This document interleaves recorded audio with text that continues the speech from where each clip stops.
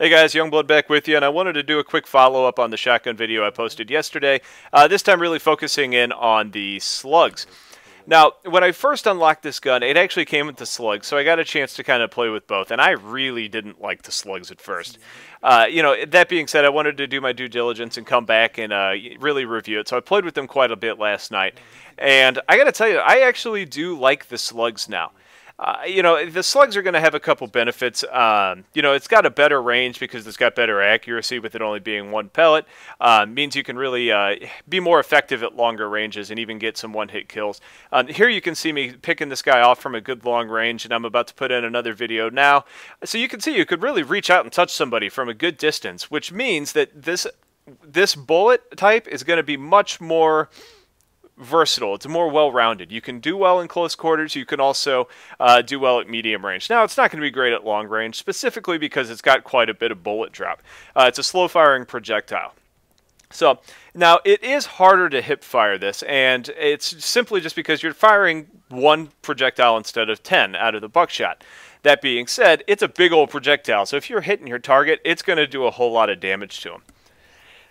Now, you've really got two different options that you can run, assuming that you're going to be using the Slugs, it's the same for buckshot either way, but you can either use extended magazines, which is going to give you 2 more shells. Now, this is nice because it's more forgiving for misses, and you'll see in a little inlay video I'm going to put in just a little bit. I have a hard time, or at least I did it first, letting the gun settle between shots. That's what you really have to do in order to be successful with this gun, is if you're going to make follow-up shots, you need to make sure you really let it settle all the way. Otherwise, you're going to have a hard time hitting your target. Patience pays off with this, especially when you're at longer ranges. The other option is going to be your laser. It's going to tighten up your hip fire a little bit, which is great because you only have the one projectile. So it's going to make it a little bit more beneficial. It's going to kind of counteract the fact that you don't have the 10 pellets. It's going to kind of meet you in the middle a little bit.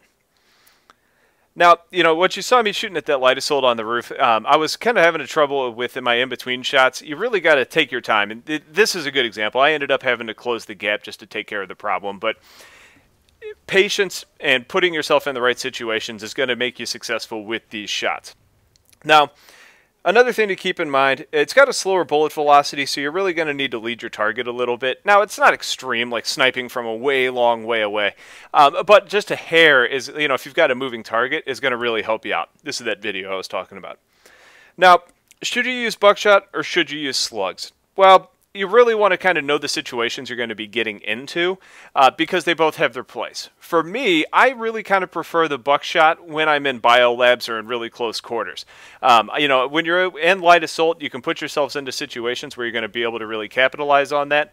I'm more successful with the buckshot, and I actually prefer the laser on that because it tightens up the cone of fire a little bit, meaning your hip fire is going to be a little bit more deadly. For the slugs, if you don't know what you're getting into, the slugs is probably the better way to go. Like I said, it's more versatile. You've got more range. Overall, it's going to make you, deadlier in all situations. So bottom line, should you buy this gun, part 2? I say yes. Now, it's not light years above or beyond any of the other shotguns, and it really shines in close quarters. So if you've got one you really, really like, don't feel like you need to run out and buy another one. That being said, it is worthwhile. It's my favorite shotgun right now, so it may be something for you to check out. Again, trial it. I can tell you that Kool-Aid and a couple other guys from my outfit bought it as well, and they really liked it. So that should be kind of another stamp of approval for the weapon. So again, if you have any questions, leave a comment. I'll do some research and get back to you. Thanks for watching, and I'll talk to you guys later. Take care.